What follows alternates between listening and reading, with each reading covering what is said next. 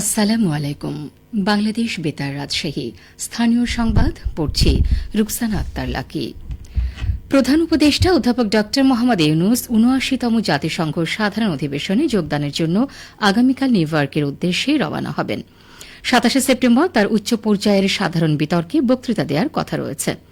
পররাষ্ট্র উপদেষ্টা মোহাম্মদ তৌহিদ হোসেন বলেছেন, প্রধান উপদেষ্টা তাঁর বক্তৃতায় বাংলাদেশে গত ২ মাসে গণ অভ্যুত্থানের কথা তুলে ধরবেন এবং একটি গণমুখী, কল্যাণধর্মী ও জনস্বার্থমূলক রাষ্ট্রীয় ব্যবস্থা প্রতিষ্ঠার প্রতি তাঁর অঙ্গীকার পুনরুল্লেখ করবেন বলে আশা করা হচ্ছে।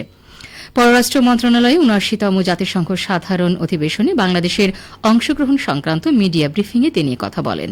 পররাষ্ট্র উপদেষ্টা বলেন, প্রধান উপদেষ্টার বক্তৃতায় আন্তর্জাতিক শান্তি রক্ষায় বাংলাদেশের সুদৃঢ় অবস্থান, জলবায়ু পরিবর্তন, বৈশ্বিক সংঘাত, রোহিঙ্গা সংকট, টেকসই উন্নয়ন লক্ষ্যমাত্রা অর্জনে উন্নয়নশীল দেশগুলোর সমস্যা, সম্পদের অবৈধ পাচার রোধ, অভিবাসী অধিকার রক্ষার মতো বিষয়গুলো তুলে ধরা হবে।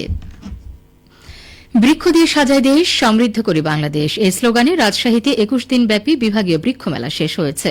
গতকাল নগর ভবনের সিটি হল সভাকক্ষে আয়োজিত সমাপনী অনুষ্ঠানে প্রধান অতিথি ছিলেন সিটি কর্পোরেশনের প্রধান নির্বাহী কর্মকর্তা ড ABM শরীফুদ্দিন। স্বাগত বক্তব্য রাখেন সামাজিক বন বিভাগ রাজশাহীর বিভাগীয় বন কর্মকর্তা রফিকুজ্জামান শাহ। রাজশাহীর ভারপ্রাপ্ত জেলা প্রশাসক সরকার অসীম কুমারের সভাপতিত্বে অনুষ্ঠানে বিশেষ অতিথি ছিলেন সামাজিক বন অঞ্চল বগুড়া বন সংরক্ষক মোহাম্মদ সুবেদার ইসলাম, স্থানীয় সরকার রাজশাহী বিভাগের পরিচালক পারভেজ রায়হান ও আরএমপির উপপুলিশ কমিশনার অনির্বাণ চাকমা। সামাজিক বন বিভাগ রাজশাহীর আয়োজনে ও জেলা প্রশাসন রাজশাহীর সহযোগিতায় গত ১ সেপ্টেম্বর নগর ভবন গ্রিন প্লাজায় এ বৃক্ষ মেলার উদ্বোধন করা হয়। মেলায় ৩৪টি স্টল অংশগ্রহণ করে। আজ থেকে রাজশাহী বিশ্ববিদ্যালয়ে ২০২৩-২৪ শিক্ষাবর্ষের স্নাতক প্রথম বর্ষের নবীন শিক্ষার্থীদের ক্লাস শুরু হয়েছে। বিভিন্ন বিভাগ ও ইনস্টিটিউটে ওরিয়েন্টেশন ক্লাসের মধ্য দিয়ে তাদের বরণ করে নেওয়া হয়। বিভাগগুলো তাদের শিক্ষার্থীদের বরণ করে নিতে নানা আয়োজন করে। এদিকে নবীন শিক্ষার্থীদের র্যাগিং করলে জড়িত ব্যক্তিদের বিরুদ্ধে কঠোর ব্যবস্থা গ্রহণ করার হুঁশিয়ারি দিয়েছে বিশ্ববিদ্যালয় প্রশাসন। বিশ্ববিদ্যালয়ের প্রক্টর অধ্যাপক মাহবুবুর রহমান জানান, র্যাগিং একটি সামাজিক অপরাধ। শিক্ষার পরিবেশ বিঘ্নিত হওয়া ছাড়াও র্যাগিং এর শিকার শিক্ষার্থীর মানসিক সমস্যার সৃষ্টি হয়। রাজশাহী বিশ্ববিদ্যালয় কর্তৃপক্ষ কোথাও কোনো ধরনের র্যাগিং না করার জন্য সংশ্লিষ্ট সবার দৃষ্টি আকর্ষণ করছে। কেউ র্যাগিং করলে বা কাউকে র্যাগিং করতে উদ্বুদ্ধ করলে প্রমাণ সাপেক্ষে বিশ্ববিদ্যালয়ের বিধি মোতাবেক শাস্তি প্রদান করা হবে। এছাড়া বিভাগের সভাপতির অনুমতি ছাড়া বিভাগের অন্য কোনো বর্ষের শিক্ষার্থীদের সঙ্গে নবীন শিক্ষার্থীদের পরিচিতি বা মতবিনিময় অনুষ্ঠান করা যাবে না বলেও এক নির্দেশনা জারি করা হয়েছে। আসন্ন দুর্গাপূজা ও মাজারের নিরাপত্তা এবং তদন্তাধীন মামলার অগ্রগতি সহ বিবিধ বিষয়ে রাজশাহী মেট্রোপলিটন পুলিশ আরএমপিতে বিশেষ আইন শৃঙ্খলা সভা অনুষ্ঠিত হয়েছে।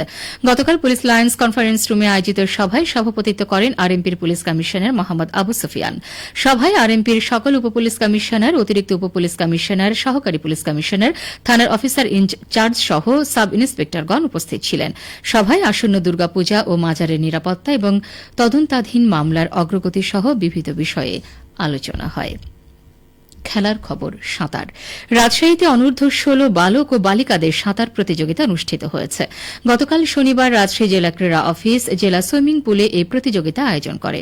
প্রতিযোগিতায় ১০টি ইভেন্টে ৭২ জন বালক বালিকা অংশ নেয়। প্রধান অতিথি হিসেবে সকল সাঁতারুর মাঝে পুরস্কার বিতরণ করেন ভারপ্রাপ্ত জেলা প্রশাসক ও জেলা ম্যাজিস্ট্রেট সরকার অসীম কুমার। জেলা ক্রীড়া অফিসার গৌতম কুমার সরকারের সভাপতিত্বে অনুষ্ঠানে বিশেষ অতিথি ছিলেন যুব উন্নয়ন অধিদপ্তরের উপপরিচালক এটিএম গোলাম মাহবুব। এবারে ফুটবল।